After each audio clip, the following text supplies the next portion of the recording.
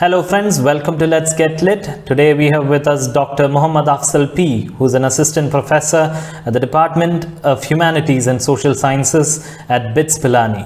He is a young academician, a translator, a teacher, and of course, a friend. Dr. Afzal has obtained his PhD from the Department of Cultural Studies at the prestigious English and Foreign Languages University, Hyderabad. Furthermore, he has been teaching cultural studies over the past several years.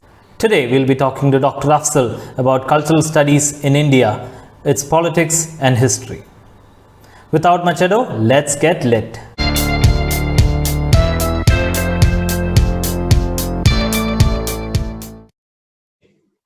I welcome Dr. Afzal to this session of Let's Get Lit, and I thank you, Dr. Afzal, for accepting our invitation. Thank you, Liju, for this invitation to talk about a topic I'm very much interested in. Let's start off with the obvious and cut to the chase. How do you trace the emergence of cultural studies in India? Where do you locate it? When we talk about cultural studies in India, maybe we can look at it from various angles. What I'm talking about is the emergence of cultural studies or the origin story.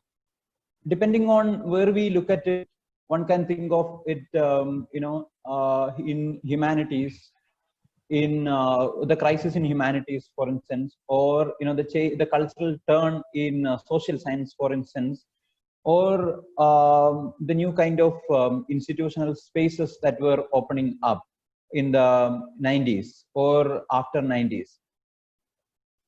When we think about cultural studies as an academic or as an intellectual political project, maybe we can look back to the 1970s for a prehistory of what we call cultural studies.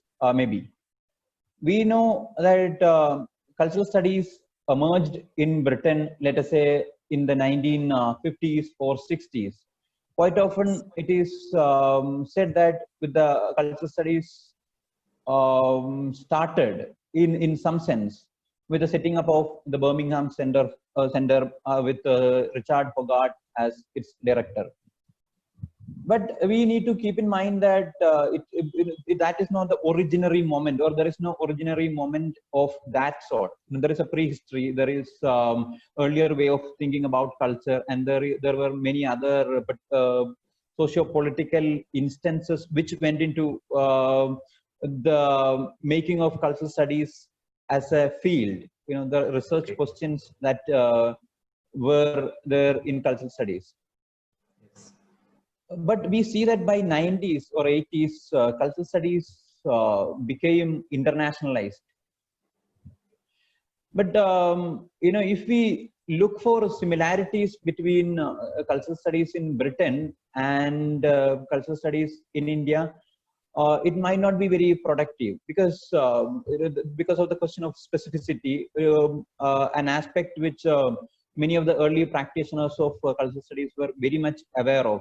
But when we, for instance, when we look at the writings of Stuart Hall, he was very much clear about the specific situation in which cultural studies emerged in Britain. So when we talk about cultural studies in India, maybe I will agree with what Tejaswini Niranjana says. Tejaswini Niranjana says that maybe many of the critical practices which were existing in the 60s or 70s or 80s, which were later retrospectively called cultural studies also. So what I'm trying to say is that there is no particular moment perhaps we can identify. There are certain people who, for instance, Bhaskar Mukhopadhyaya, in his article on cultural studies and politics in India, talks about the setting up of Journal of Arts and Ideas as one of the key moments in the emergence of cultural studies in India. All right.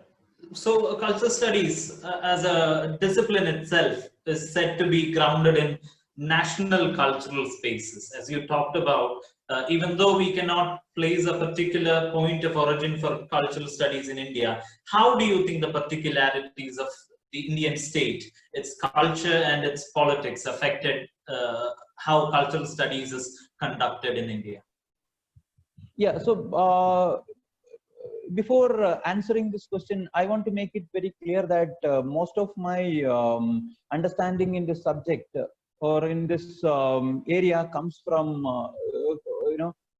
the writings of Madhav Prasad and to some extent Tejaswini Niranjana, because these are the two people who have written quite extensively on this. Madhav Prasad has often talked about the struggle over the state form in India, right? There's this unresolved question and the crisis in national culture also in some sense. So when we look at the Indian situation, the 1970s is a very important moment, particularly the emergency. If we look at the national emergency in 1975, it was a moment of, it in some sense showed a crisis of hegemony, a crisis of the strongest hegemony, right? Because the Nehruvian kind of ideas of nationalism and the Nehruvian hegemony in some sense was going through a crisis, and this the use of force can be seen as an attempt to save this hegemony at any cost.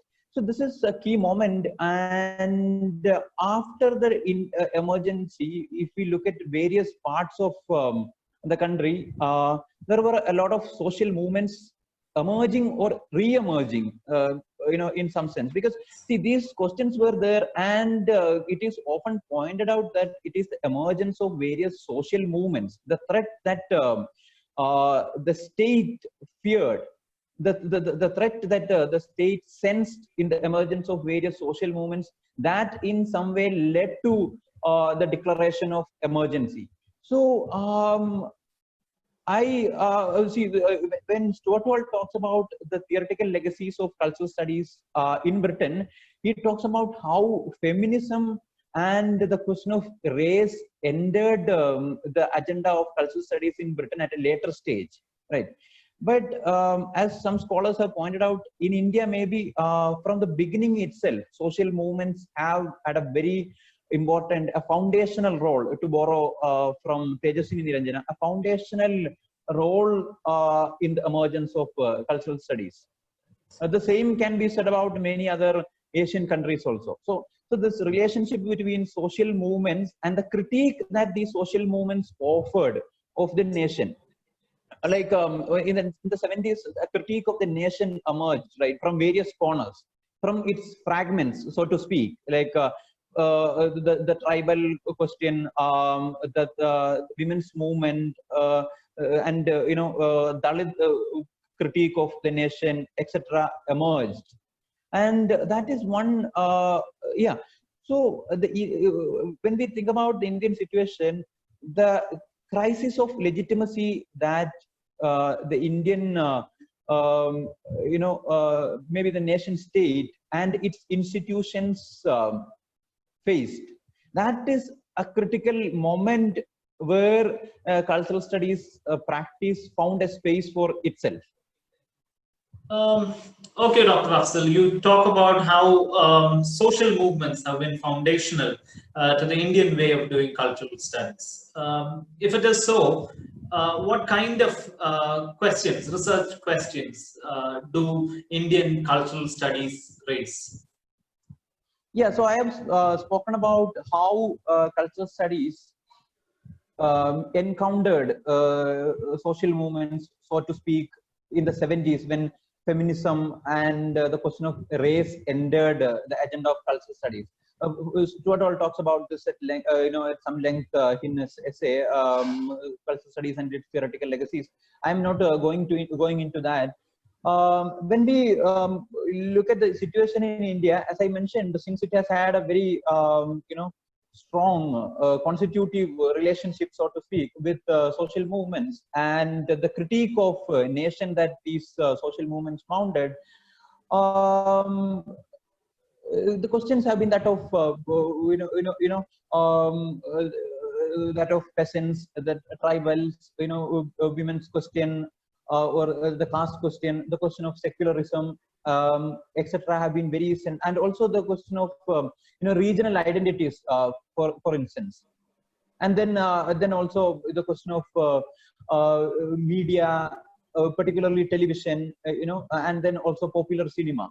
These are some of the concerns, broadly speaking, that animated cultural studies research in the past few decades. Again, we need to keep in mind that cultural studies is not yet a consolidated institutionalized, or it is not yet institutionally consolidated as such in India. So whenever we talk about cultural studies as something that is already there existing, we need to keep in mind that this is in retrospect, that many of the earlier critical work that we see as part of cultural studies. So if one were to come out with an anthology of a cultural studies anthology for Indian classrooms, maybe there will be a lot of writings from let's say subaltern studies, for instance. So in that sense, as an intellectual project, subaltern studies has contributed to cultural studies in a major way. Then a women's question, for instance, this book published by Sri Shakti Sangadana, We Were Making History, women's role in, you see this book which wanted to assert the role of women's movements, women's role in the Telangana uprising, right? Then also the emergence of Dalit feminism, for instance, which offered a critique of mainstream Indian feminism. Then Dalit critique. And then also we know the 90s, the question of liberalization, and the question of Babri Masjid, the question of Mandal recommendations, etc. These have had an important role in shaping the kind of research that is done in cultural studies. So I have spoken about subaltern studies and women's movement, Dalit studies, etc., contributing to this. When we and again we need to keep in mind that thinking about culture is not something that started with cultural studies, right? Many other disciplines were already talking about it, but there is a certain way in which cultural studies understands culture in relation to signifying practices, meaning making practices, and their relationship with power. So I want to read out a very short extract from the introduction to this book, Interrogating Modernity, Culture and Colonialism in India, published in 1993, which maybe in retrospect we might call it one of the first cultural studies anthology from India. So the editors talk about some of the signifying practices in this way: Hindi cinema and its star system, the Rath Yatra and the demand for a temple at Ayodhya, the proposed Disneyland in Haryana, the devotional fervor aroused by the Ramayana on television, Madonna and Michael Jackson in middle-class homes, the folklorization of rural India for elite consumption, or ethnic Rajasthani Gujarati clothes on South Indian women. And they say, not so insistently visible, the demands for regional autonomy, the growth of the women's movement, the Dalit struggle for the invention of alternate traditions, both cultural and political, the non-conventional left's attempts to consolidate a lower class caste base, the questioning of the concept of secularism from both right and left, or even the formation of modern communal identities. These were some of the signifying practices that the editors identified in the text. And if you look at the research that have been happening in cultural studies from India, many of these questions were very central, right? Or many of these questions have been central. Then along with these questions, we need to, one important moment is the growth of film studies as well. I spoke about women's movement or feminism, Dalit studies, etc. But film studies and the study of popular cinema as something that is respectable, and also popular culture at a larger scale, because there has been a lot of research on, let us say, calendar art, photographs, uh, you know, people like Christopher Finney, Patricia Uberoy, many scholars have worked on this. And then popular cinema, maybe one can look at the debates around the film Roja in 1992, and the important role that Economic and Political Weekly carried out by providing a forum for discussion, right? The film Roja coming in 1992 raised a lot of debates around the question of nation, and because I mean, in the story, the hero from Tamil Nadu goes to Kashmir, and so these questions about the region and the nation, the belonging, those kind of questions. So what was happening there was again about popular cinema taken up for a serious analysis. In the early period, many people thought about popular cinema as not worthy of discussion, right? Only art cinema was seen as worthy of discussion. So there was this turn happening with an attention to popular cultural forms.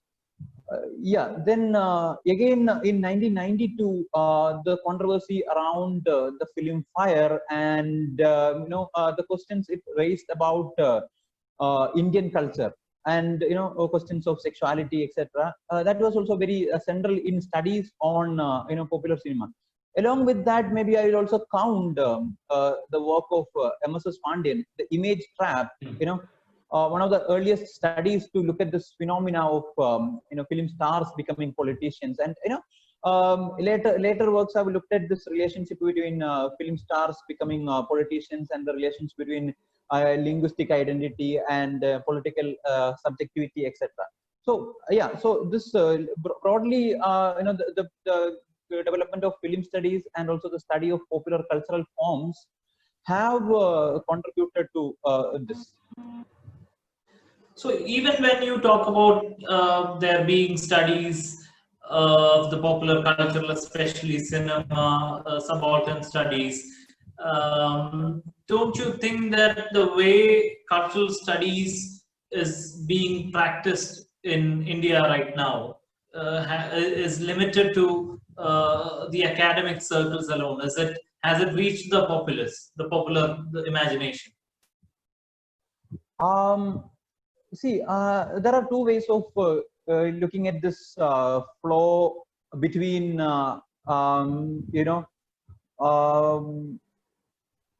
between maybe people and knowledge production, or the larger society and knowledge production. One is that I talked about the legacy of I mean the cultural criticism as a precursor of a sort, of cultural studies.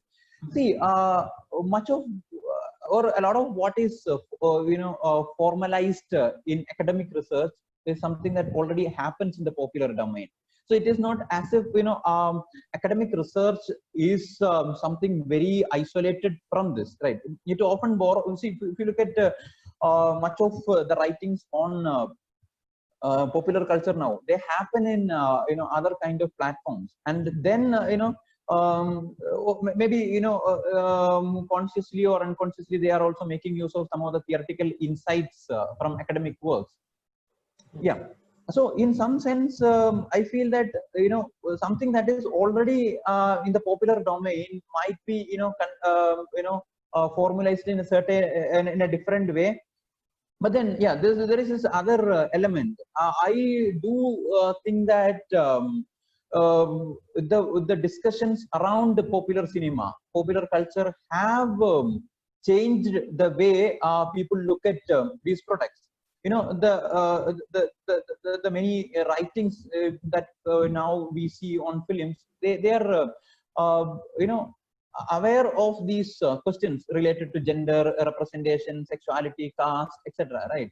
So, in a sense, this academic research in the field of cultural studies, in some sense, the point is to change the common sense, right? To transform the common sense into a good sense. So, whatever common sense that exists in the society, in the form of unquestioned shared beliefs, they can be gradually, changed through these kind of academic works, is what I feel. And in fact, when we talk about cultural studies as a political practice, it is not. I mean, while it is important, and when we look at the, a figure like Stuart Hall, he was also there in the street. But it is not. It does, I mean, the political work doesn't mean, privileging one over the other, perhaps. That is where the figure of organic intellectual again coming in, right? Gramsci's notion of organic intellectual. He or she has the task of educating the people also. Right. So cultural studies cannot be merely in the street. It has to, educate, in a sense, the desire of the people. Okay. And provide hope, in a certain sense.